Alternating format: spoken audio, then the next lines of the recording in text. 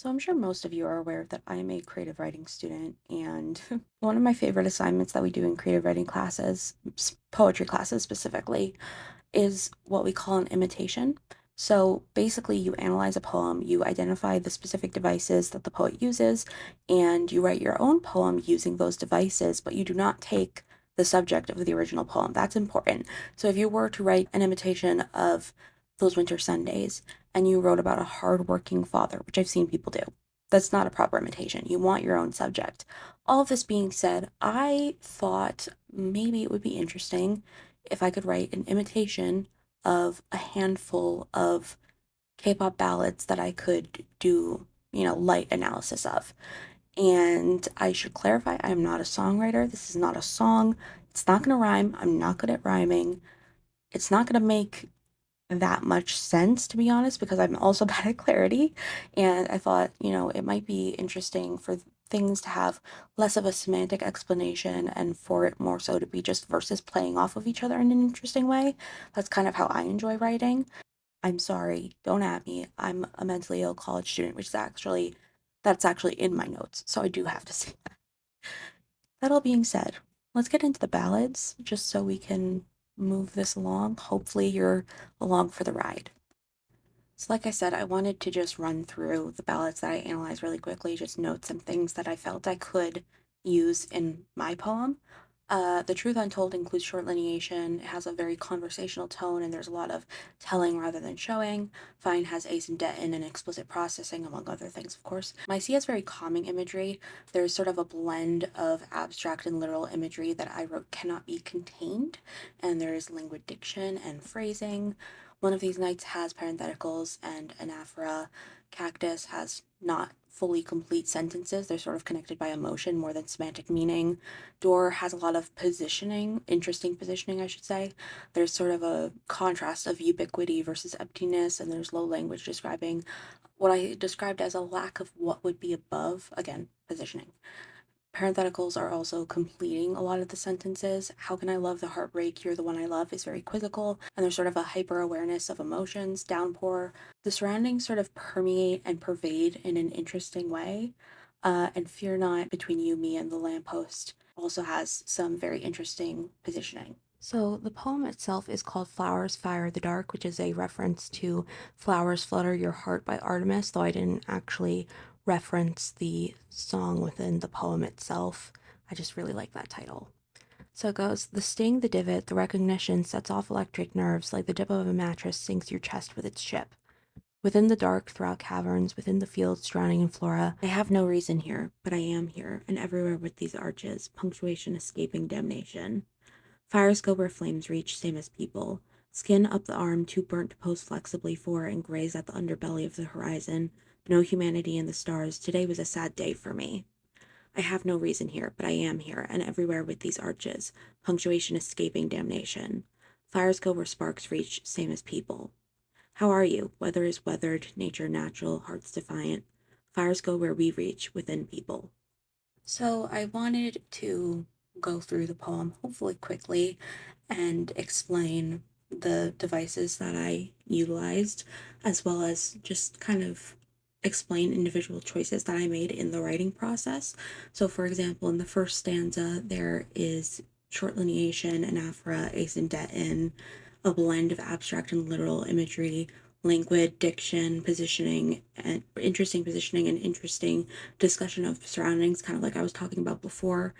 And then with just going through it piece by piece, the sting is how I opened it.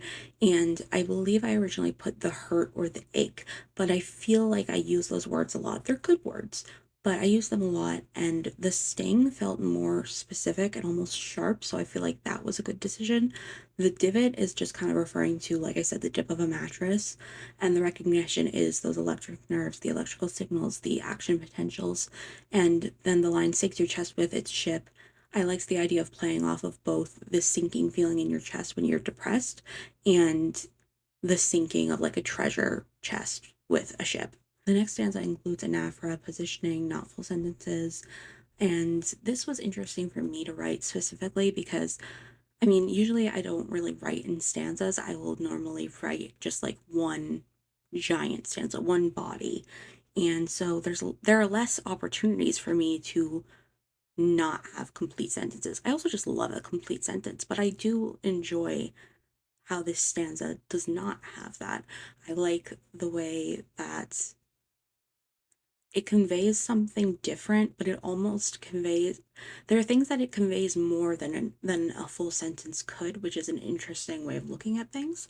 And I also just really like the line drowning in flora. I feel like, obviously you drown in water. People I feel have said drowning in fire. Drowning in flora is a little bit different. It's very specific, and at the same time, you don't really know what that means. So it's just an interesting line that I really enjoyed. And then with the chorus, you have short lineation, parentheticals, parentheticals kind of completing sentences as well, and, discussions of the surroundings and the positioning. I really liked this chorus just because I have no reason here feels like an interesting line. Um, it's one of those things where I would think it to myself and I would immediately have to replace that thought, as like a cognitive behavioral therapy thing. And so I really enjoyed writing the next line, but I am here because it is kind of the way that I would think to myself, like I have to replace this thought, can't let it like get ingrained in my brain. But at the same time, what they're specifically talking about, like with these arches, they're talking about like the gates of hell. I don't know if that's clear. Like I said, I'm not that good at clarity. That's what it's referring to. And when I talk about punctuation, escape, redemnation, like it is damnation that I'm talking about. And obviously, punctuation normally, if you were to put a comma or a period at the end of a parenthetical, you would not include it within the parenthetical. You would put it outside.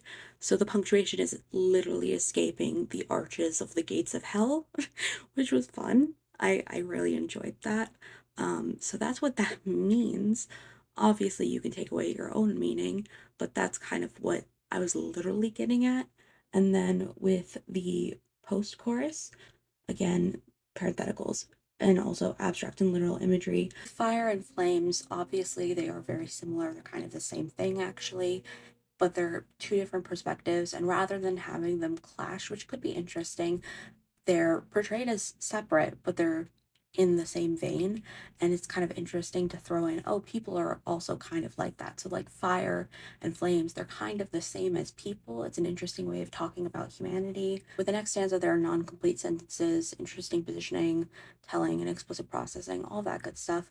When I talk about skin being too burnt to pose flexibly, I mean like when you get such a bad sunburn that it's hard to move, but I kind of wanted to phrase it in a way that is sort of pretty just because it falls in line with how idols are expected to act, how they're expected to talk sometimes, and then graze at the underbelly of the horizon. You know how people there are so many people who are like, oh my God, I love watching sunset, I love watching sunrise, I love watching the sky. I'm not typically one of those people, but I think I sort of look at it as maybe it does make sense if you are interacting with that in your own way, grazing at it. And no humanity in the stars, if you can't have that interaction with the sky. It's interesting to talk about the stars as if they have like human essence, or they could have human essence, because like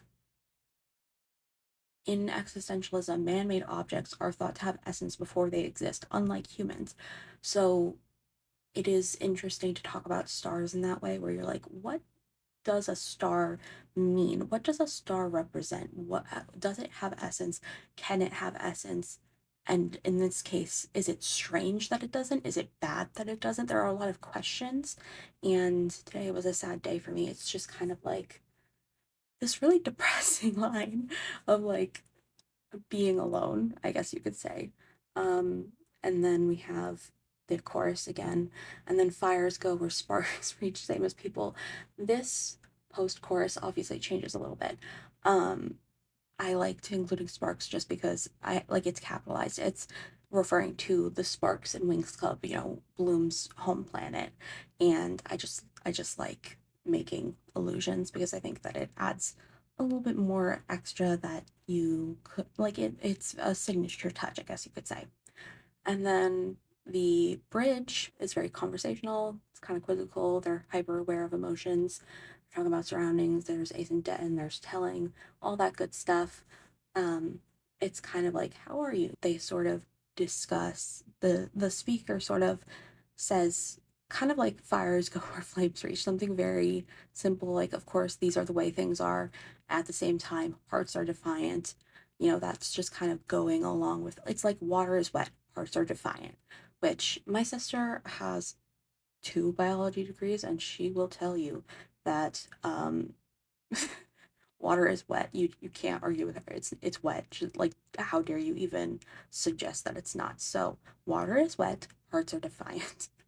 That's how I like to think. And then the end of the song, fires go where we reach within people. Um, Again, kind of playing off of we are very similar to fire and flames and all of that. And that's kind of the video. I don't know how long I've been talking. It's been a while. I've had to re-record this several times, so it feels like even longer for me. I hope you enjoyed because this was definitely a fun experiment, I guess you could say. If you would like similar videos, that would be cool. Just let me know. I enjoyed making this, even if it was hard to record. All of that being said, leave a like, a comment, subscribe, whatever you feel like doing. I forget my outro. I forgot my outro forever ago. So thank you for watching. Thank you.